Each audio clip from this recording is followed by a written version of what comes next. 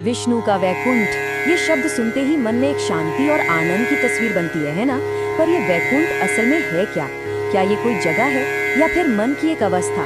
क्या ये एक ही है या इसके कई रूप हैं? चलिए आज आनंद के इसी धाम की एक गहरी यात्रा पर निकलते हैं और जानते हैं कि ये सिर्फ एक लोक नहीं बल्कि एक बहुत बड़ा रहस्य है। तो सबसे पहले इस शब्द को ही समझते हैं।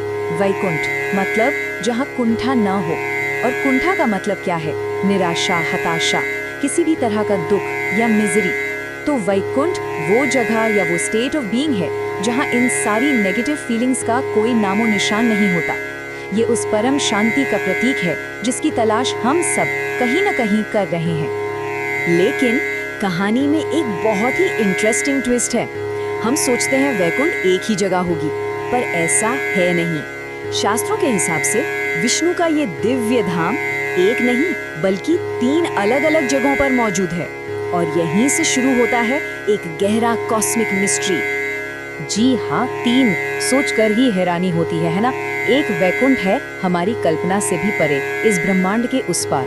दूसरा है यहीं हमारी अपनी धरती पर। और तीसरा वो तो एक छिपा हुआ रहस्य है जो पहाड़ों में कहीं बसा है और हर एक की अपनी अलग अहमियत है। तो ये 3 लोग आखिर है कौन से? देखिए, पहला है हमारी पृथ्वी पर पवित्र तीर्थों के रूप में, जैसे बद्रीनाथ या जगन्नाथपुरी। दूसरा है ब्रह्मांड के पार एक दिव्य आध्यात्मिक लोक। और तीसरा है अरावली की पहाड़ियों में छिपा हुआ एक रहस्यमयी शहर। तो चलिए एक एक करके इन तीनों की सैर पर निकलते हैं। तो सबसे पहले हम उस वैकुंठ की बात करते हैं जो हमारी इस भौतिक दुनिया से बहुत बहुत दूर है। ये असल में एक आत्मा की महायात्रा की कहानी है। एक ऐसी जर्नी जो सृष्टि के हर बंधन को तोड़कर उस ब्रह्मांडीय धाम तक पहुंचती है। और ये परम धाम कितना विशाल है, इसका अंदाजा लगाना भी मुश्किल है। कहते हैं कि हमारी पूरी विजिबल नेचर, हमारा ब्रह्मांड, उससे भी ये 3 गुना बड़ा है। यही वो फाइनल डेस्टिनेशन है जहां आत्मा को जन्म मृत्यु के साइकिल से हमेशा के लिए मुक्ति मिल जाती है और वो सीधे भगवान विष्णु के पास निवास करती है। पर वहां तक का रास्ता आसान बिल्कुल नहीं है। जब आत्मा शरीर छोड़ती है तो रास्ते में समय, ग्रह और नक्षत्रों के देवता उसकी परीक्षा लेते हैं, उसे रोकने की कोशिश करते हैं। इन सारी रुकावटों को पार करके आत्मा पहुंचती है विरजा नदी के किनारे। ये नदी समझिए भौतिक और आध्यात्मिक दुनिया के बीच का बॉर्डर है। इस नदी में डुबकी लगाते ही आत्मा अपना आखिरी भौतिक अंश भी त्याग देती है और फिर दिव्य पार्षद उसे भगवान विष्णु के सामने ले जाते हैं जहां उसे परम आनंद मिलता है। अच्छा, तो ये तो हो गई ब्रह्मांड की अनंत यात्रा की बात।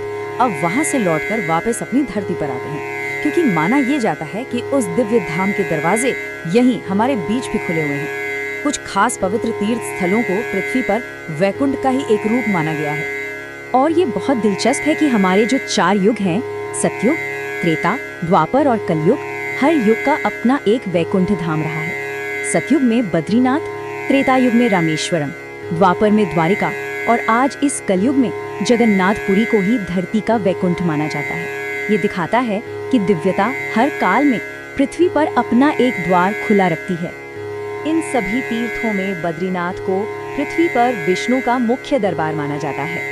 नर और नारायण पर्वत श्रृंखलाओं के बीच बसा ये अद्भुत स्थान, यहाँ विष्णु सिर्फ एक नहीं बल्कि 5 अलग अलग स्वरूपों में पूजे जाते हैं, जिन्हें पंचबद्री कहते हैं। और अब बात करते हैं तीसरे और सबसे रहस्यमयी वैकुंठ की। एक ऐसा गुप्त शहर जिसके बारे में कहते हैं कि उसे स्वयं भगवान कृष्ण ने प्राचीन अरावली की पहाड़ियों में बसाया था। ये जगह आम लोगों की पहुंच से दूर थी। ये सिर्फ उन साधकों और तपस्वियों के लिए थी जो दुनिया के शोर शराबे से दूर परम सत्य की खोज में लगे थे। तो अब तक हमने वैकुंठ के 3 स्वरूपों को जान लिया, कॉस्मिक, अर्थली और अ मिस्टीरियस वन। लेकिन शास्त्रों में एक और बहुत ही सटल पर बहुत जरूरी फर्क बताया गया है, और वो है वैकुंठ और परम धाम के बीच का फर्क। यह समझना मुक्ति के रास्ते के लिए बहुत बहुत जरूरी है। देखिए, ये फर्क बहुत गहरा है। वैकुंठ स्वर्ग से भी ऊपर की एक आनंदमयी जगह है, लेकिन वो एक टेम्पररी स्टे हो सकता है, यानी पुण्य कर्मों का फल भोगने के बाद आत्मा को शायद वापस लौटना पड़े। वहीं दूसरी तरफ परम धाम वो सर्वोच्च और स्थायी मंजिल है, the point of no return. जो आत्मा यहाँ पहुँच जाती है वो फिर कभी लौट कर नहीं आती, वो हमेशा के लिए मुक्त हो जाती है। और ये लोक स्वयं प्रकाशित है, इसे सूरज, चांद या आग की रोशनी की कोई जरूरत नहीं होती। इस बात को खुद श्री कृष्ण भगवद गीता में कंफर्म करते हैं। वो कहते हैं, जिसे अव्यक्त और अविनाशी कहा जाता है वही परम गति है, जिसे प्राप्त करके वे वापस नहीं आते वही मेरा परम धाम है। ये वचन एकदम साफ कर देता है कि परम धाम ही वो अंतिम मंजिल है जहाँ से कोई वापसी नहीं होती। परम धाम के इसी स्वरूप को आगे और साफ किया गया है। न तो सूर्य, न चंद्रमा और न ही अग्नि उसे प्रकाशित करती है। जहाँ जाकर वे लौटकर नहीं आते वही मेरा परम धाम है। ये श्लोक परम धाम के सेल्फ इल्यूमिनेटेड और सुप्रीम नेचर पर मुहर लगाता है। तो हमने वैकुंठ की कॉस्मिक यात्रा को देखा, धरती पर उसके द्वारों को जाना और परम धाम के साथ उसके बारीक फर्क को भी समझा।